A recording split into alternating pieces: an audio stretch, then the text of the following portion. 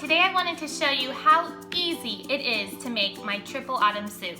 This is a soup that you could quickly throw together 30 minutes before dinner, or you can add all the ingredients to a slow cooker and let them cook all day, or you can make it in the morning and reheat it in the afternoon, evening when you're ready for dinner.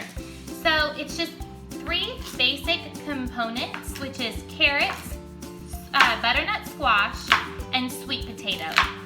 So I'm just roughly chopping my carrots, and you do not need to peel them. Just give them a good scrub. This soup is going to get pureed in either a blender, or you can use a hand blender, which is what I use. So I'm just cutting up these carrots into 4 pieces. Like I said, does not matter how big they are. That one's gonna get away from me. Now, I like to save my scraps to make bone broth, which my recipe is already up here on YouTube for that. So I'm not going to throw these carrot scraps away, I'm going to keep them. The next thing I'm going to do is peel my sweet potato. So today I am using a white sweet potato because that's all I have on hand. Normally I use an orange one, but for today it's going to be a white one. And so I just peeled it, roughly peeled it. As you can see, there's some little strands of skin, but it doesn't matter. We're just going to, again, chop this into large chunks because it's just going to boil until it becomes creamy.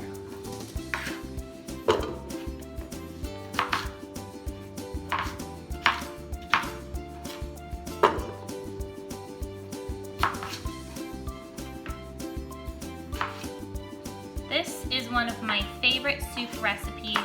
We often eat this with grilled cheese, which is what we're doing tonight. So this is a great meatless meal option if you don't eat meat, don't care for it, or if you're trying to stick to a really tight grocery budget. The next thing is, of course, butternut squash. I always buy frozen butternut squash because it's easy. It's less than $2 a bag at Walmart, and as you can see, it's already chopped up and ready. So you want to use 2 of these bags. Actually, you do not need to buy organic, but that's the only, I can only find frozen cut up butternut squash in organic, so but you don't have to. It's got a thick enough skin on it to where any of the pesticides, they don't filter through the skin and get to the meat of the squash. So that's it. That's the 3 basic components of the soup. I almost called this soup triple orange soup, but then it sounds like there's oranges in it, and there's not. So typically it's with a orange sweet potato, so carrots, sweet potato, and butternut squash give you that beautiful orange color in the soup. Next, I am going to add celery. I talk about this on my Instagram feed all the time. I hate cutting up celery.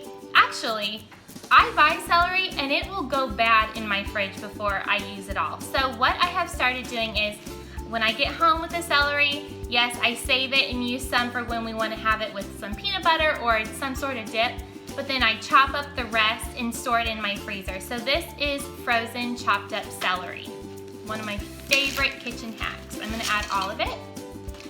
And then also, anytime you're adding onion to a recipe, specifically like a soup recipe or a sauce, I only use half. It's just a great budget tip. Keep the other half in the fridge for another night, or chop it up and freeze it. But I do think that onion has like a strong odor in the freezer, so that's not my favorite.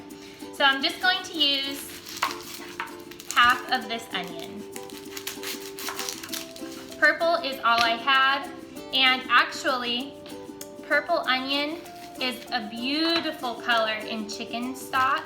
So if you're making homemade chicken stock, use the skin and the ends of a purple onion. So we'll save half for later, roughly chopping this up because it's going to make me cry. It's a strong onion. There we go. Add that in. Okay, so now we're going to add our chicken broth. This is homemade chicken broth that I have made. I make it in my Instant Pot, and then I freeze it. So I'm just going to add my homemade chicken broth. You want to almost cover all of the vegetables. And then if this is not enough, then I'll just add some water.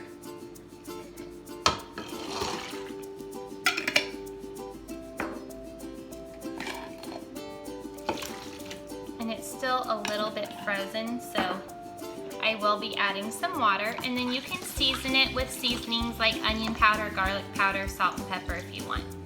That's it. Now it just needs to come to a boil for about 20 minutes until all of the vegetables are soft, and then we'll come back, take a hand emulsion blender, blend it up, and the soup is done. Woo! Pretty steamy. Well, the soup is done. Let me show you what it looks like. And while it's still hot, you want to go ahead and take your emulsion blender and just blend it up.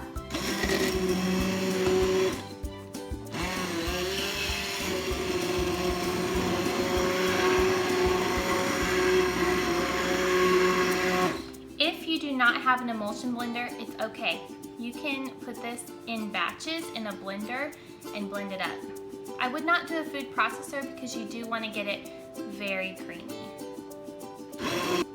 Okay, after it is done being blended, you do want to taste it and see if you have the flavoring just right.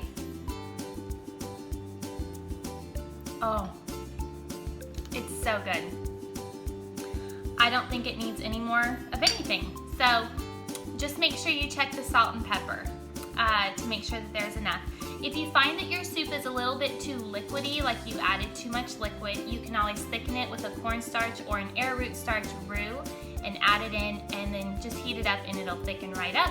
Or you can add some heavy cream if you can tolerate dairy. So this is though a dairy-free soup that I serve my family all the time, and it's delicious. So I hope that you enjoy it. Give me a thumbs up and subscribe to my channel, Eating Healthy, Spending Less. Thank you.